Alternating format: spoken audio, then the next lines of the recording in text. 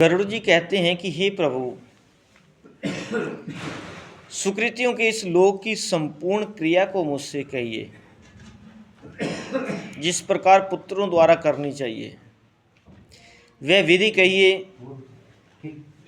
भगवान जी कहते हैं कि हे गरुड़, आपने मनुष्यों के हित के लिए बहुत अच्छा प्रश्न किया है। धर्मात्मा लोगों के लिए जो यहाँ पर कर्तव्य है वह सब मुझसे तुमसे कहता हूँ। सुकृति लोगों को चाहिए कि वृद्धावस्था में अपने शरीर को रोगों से ग्रसित देखकर तथा ग्रहों को अपने प्रतिकूल समझकर और प्राण के शब्द को सुनकर जान ले कि अवश्य मरूंगा, सब निर्भय होकर जानकारी में और बिना जानकारी में किए हुए पापों का प्रायश्चित कर ले। जब मरने का समय आवे तब स्नान करके शालिग्राम रूपी विष्णु जी का पूजन करवाएं। गंध पुष्प कुमकुम तुलसी दल धूप दीप और बहुत से लड्डुओं की नैवेद्य से पूजन करें।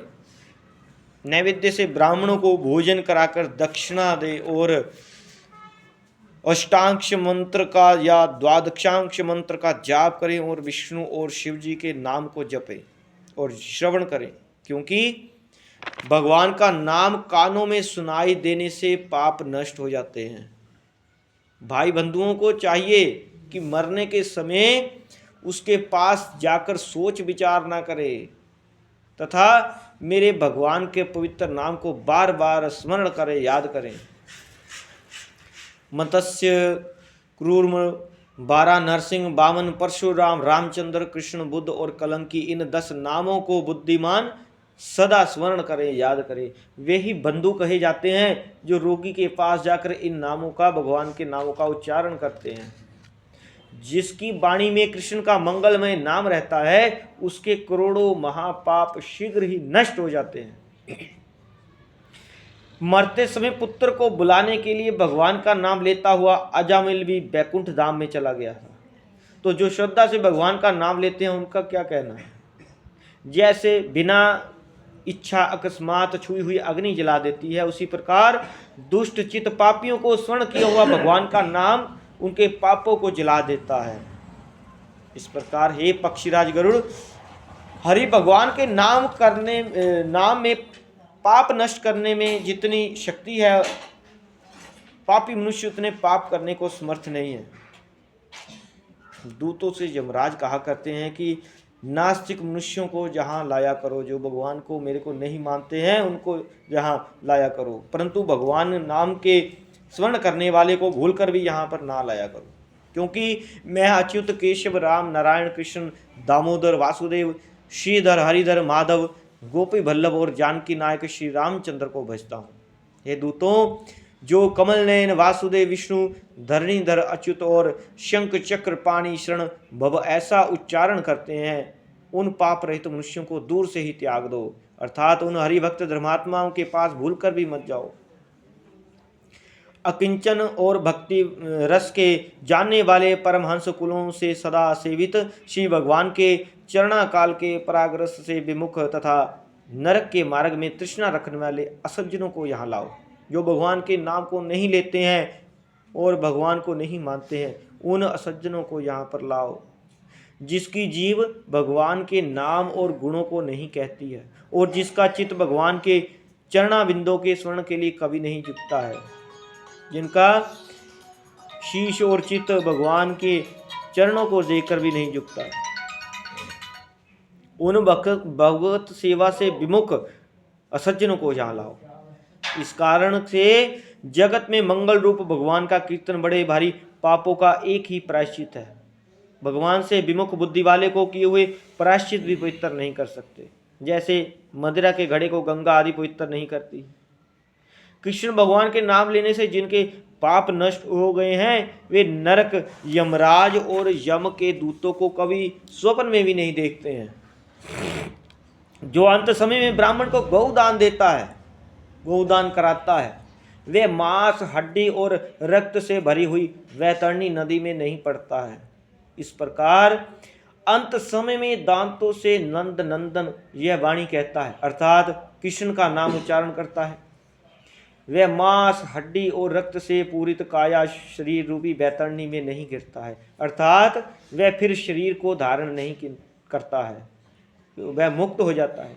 इसलिए पाप समूह के नाशक विष्णु जी के नामों का स्मरण करें और भगवत गीता तथा विष्णु सहस्त्र नाम का पाठ करें और श्रवण करें।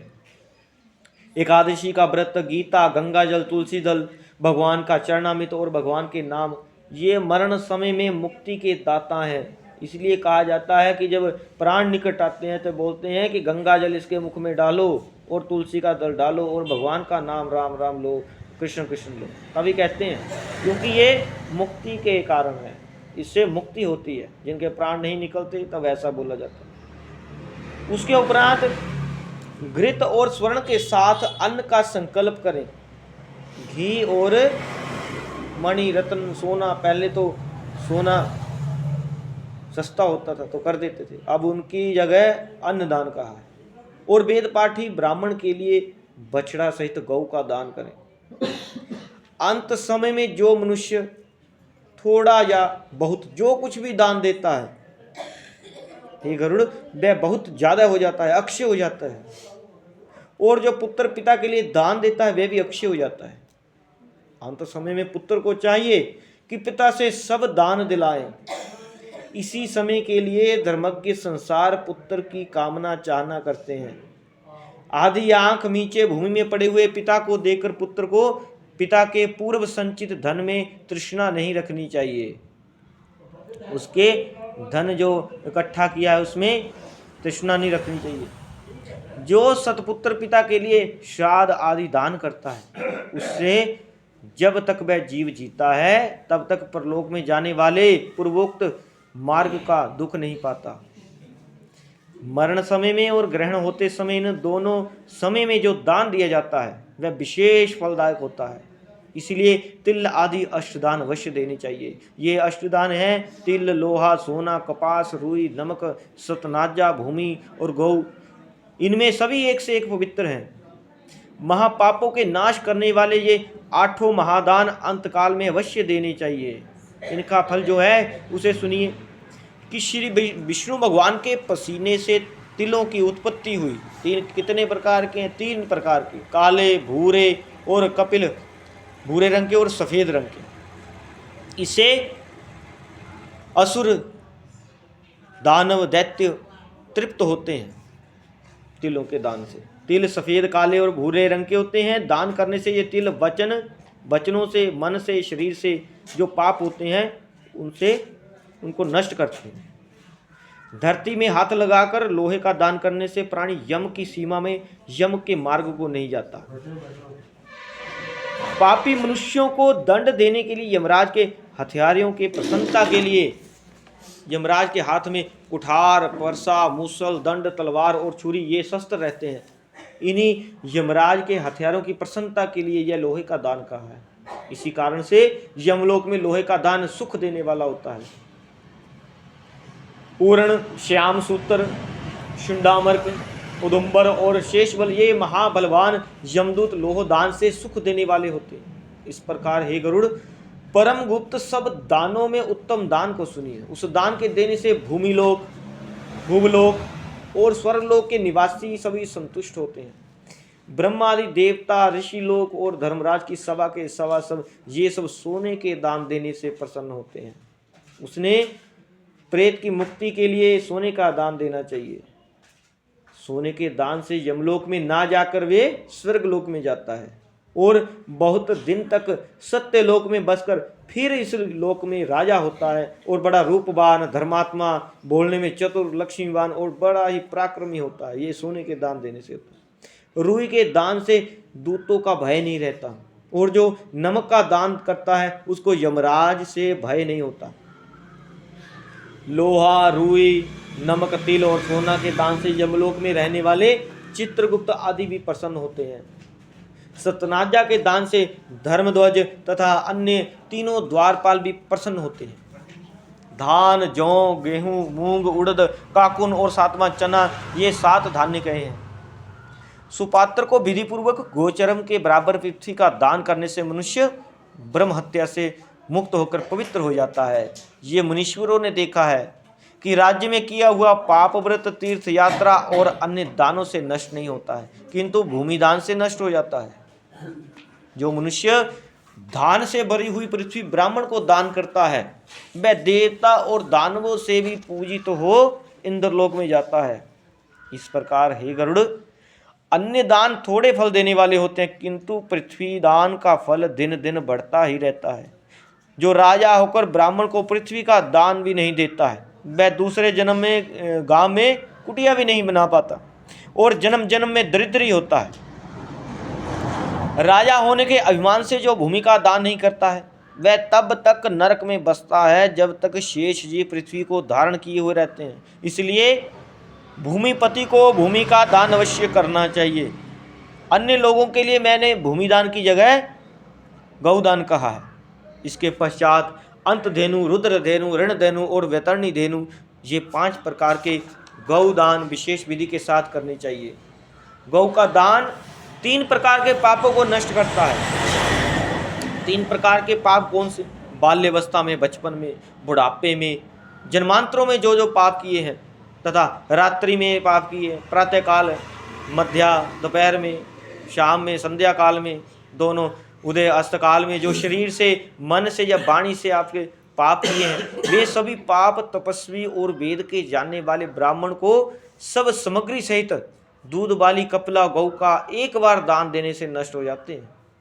यह गौ का दान अंतकाल में दाता को पापों से छुड़ाता है। स्वस्थ चित्त से एक गौ दान देने से जो फल होता है, वही मरने के समय में 100 गौ देने थे तथा मरते के समय बेहोशी की हालत में 1000 गौ देने से होता है, तथा मरने के बाद विधि पूर्वक 1,00,000 गौ देने से वही फल होता है। तीर्थ में सतपात्र को 1 गौ देने से 1,00,000 गौदान का फल होता है।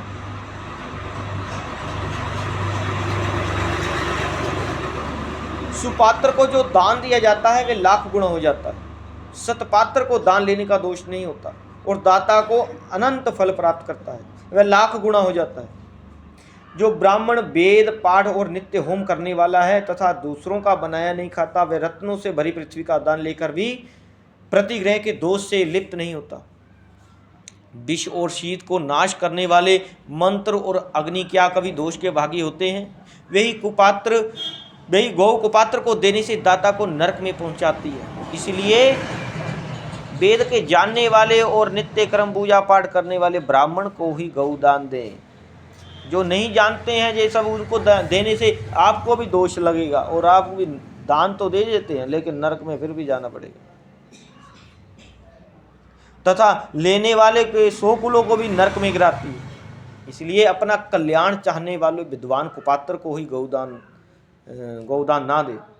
1 गौ एक ही को देनी चाहिए, बहुतों को 1 गौ कभी ना दे। ऐसे प्रथा चल पड़ी है कि 1 गौ देते हैं, फिर उसके बाद दूसरा कभी होता है फिर वही गौ लेकर आ जाते हैं। वो बेची हुई या बांटी हुई गौ 7 पीढ़ी तक कुल को भस्म कर देती है। मैंने तुमसे पहले जो वैतरणी नदी कही है, उसे पार उतारने वाला गौदान तुमसे कहता हूँ। काली अथवा लाल वर्ण की गौ को सोने के सींग, चांदी की खुर और आभूषण सहित आदि से उसको सजाएं, कांसे की दोहनी हो और उस गौ पर 2 काले वस्त्र चढ़ाए और गले में घंटी बांधे, फिर रुई पर वस्त्र सहित तांबा कलश को स्थापन करें। उस पर लोहे के दंड सहित यमराज की सोने की मूर्ति तथा घी से भरा हुआ कांसे फूल का कटोरा उसको स्थापन करें। ईख की नाव बनाकर उस पर रेशम के धागे लपेटकर खोदे हुए गड्ढे में जल भरकर उसमें नाव को छोड़ें। सूर्य की देह से उत्पन्न गौ को उस पर खड़ी करके शास्त्र विधि से संकल्प करें तथा ब्राह्मण को आभूषणों सहित वस्त्रों को देवें और फूल, रोली, अक्षत आदि से विधिपूर्वक उसकी पूजा करें। हाथ से गौ की पूंछ पकड़कर और पैर को नाव में रखकर ब्राह्मण को सामने खड़ा करके यह मंत्र पढ़े कि हे जगन्नाथ, हे भगवान, संसार रूपी डूबी हुए तथा शोक और संताप की लहरों से दुखित मनुष्य के तुम ही रक्षक हो। हे विष्णु रूप, ब्राह्मणों में श्रेष्ठ, पृथ्वी के देवता, दक्षिणा के साथ मैंने तुम्हें वैतरणी गौ दी है, नमस्कार है। यमलोक के मार्ग में 100 योजन चौड़ी महाभयंकर वैतरणी नदी से पार करने के लिए तुम्हें यह वैतरणी गौ देता हूं। हे धेनुके, हे देवेश, यमराज के मार्ग में मुझे तारने के लिए मेरी राह देखना। वैतरणी रूप तुमको नमस्कार है। गौओं मेरे आगे हो और मैं गौओं के बीच में बसता रहूं। जो सब प्राणियों में और देवों में लक्ष्मी रूप होकर स्थित है, वही गौ रूप से मेरे पापों को दूर करे। हाथ जोड़कर इन मंत्रों से गौ और यमराज की प्रार्थना करें और फिर उनकी परिक्रमा करके कलश आदि सब वस्तुओं को ब्राह्मण को दान दें। इस प्रकार ही गरुड़ इस विधि से जो वैतरणी का दान करता है, वह धर्म मार्ग में यमराज की सभा में जाता है।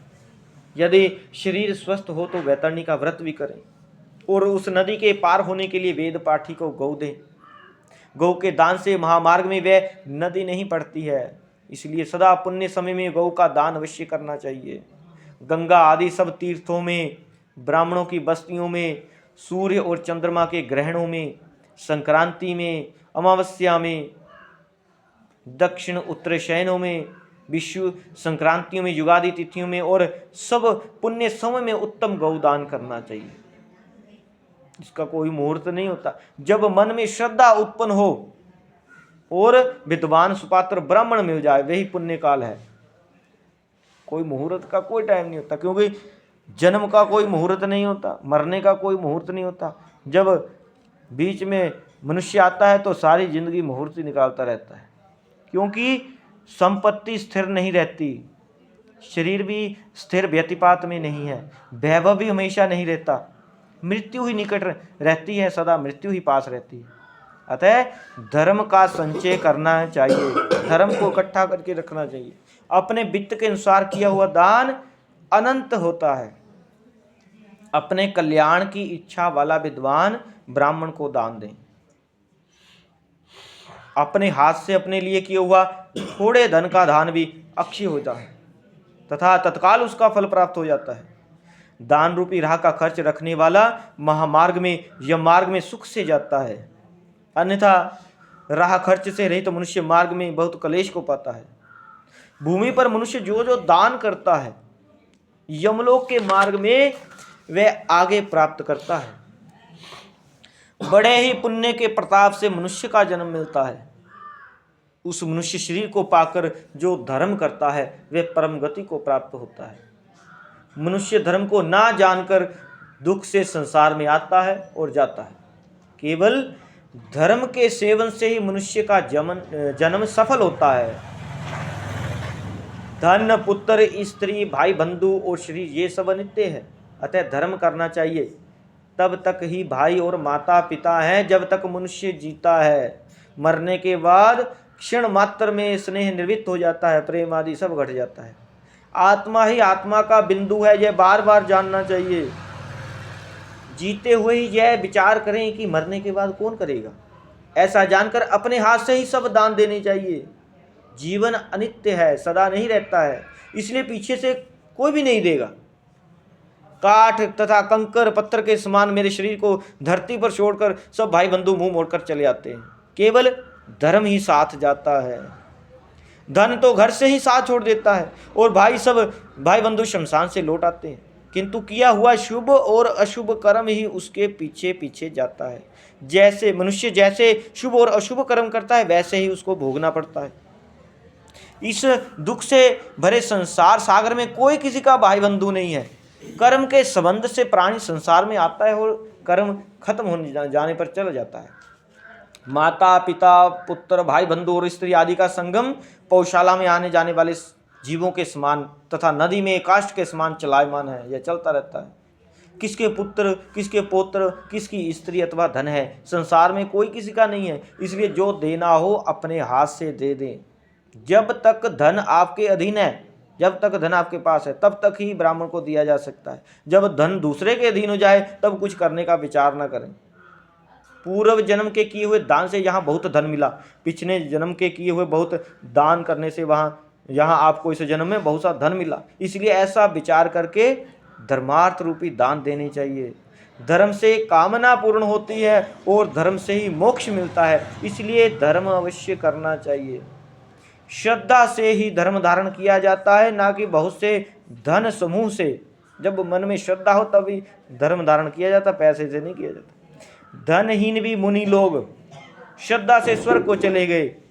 जो मनुष्य पत्र, फूल, फल और जल मुझे भक्ति से देता है, उसी पवित्र आत्मा का भक्ति से दिया हुआ मैं भोजन ग्रहण करता हूँ, भगवान जी कहते हैं। इसलिए विधि पूर्वक अवश्य दान देना चाहिए। थोड़ा हो अथवा बहुत, यह गणना नहीं करनी चाहिए, यह गिनती नहीं करनी चाहिए कि थोड़ा है ज़्यादा।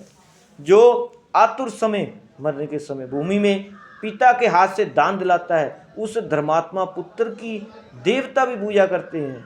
जो पुत्र माता पिता के निमित्त को दान देता है, वह पुत्र, पौत्र, प्रपोत्र तक अपनी आत्मा को भी पवित्र करता है।